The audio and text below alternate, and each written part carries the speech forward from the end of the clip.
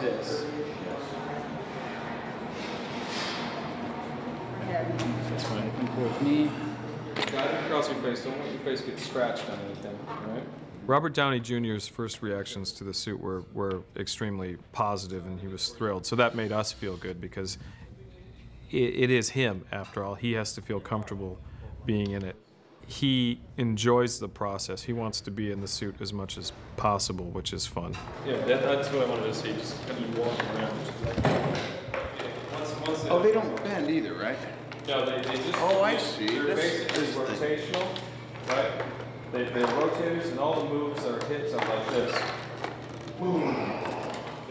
I thought I'd been training for all these years, and I was pretty butch, and I put on that Mark I suit, which is his kind of escape vehicle, and I almost had a personality meltdown. It also just gives me a great respect for the stuntmen and the guys who are doubling, or I don't even want to say doubling, that me and the other fellows who are really playing Tony in the suits. Careful, actor at work, something just snapped off. And I'm not claustrophobic, and it wasn't anything like that. It was just, I wore it for half an hour, and I kind of ran around, and the next day, I felt like my spirit had been broken. Like, I'm exaggerating, but it's like, these guys are seriously tough-ass guys.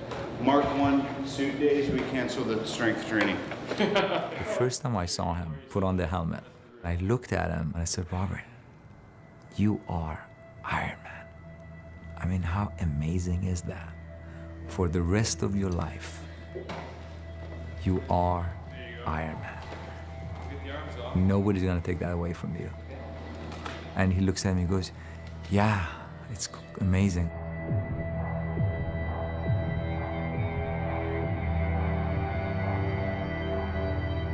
I think we need to add some rust to it, but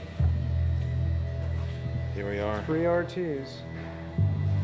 I love the lag bolts in there. That's great.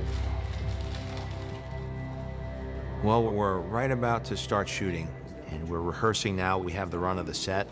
We actually started shooting second unit. We went down to the Santa Monica Pier and shot the Ferris wheel yesterday, and that was exciting because we crossed a couple shots off our list of the thousands we need.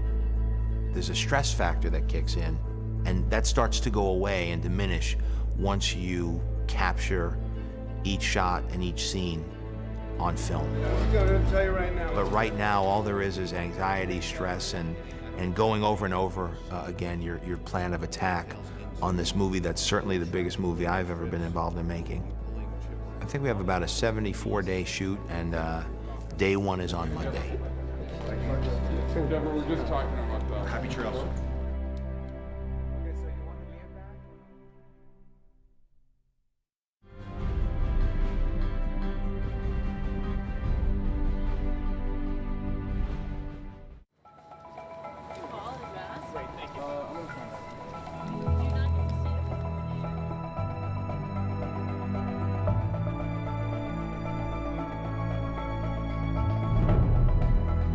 Or even really this one, but it'll be with all the details and stuff.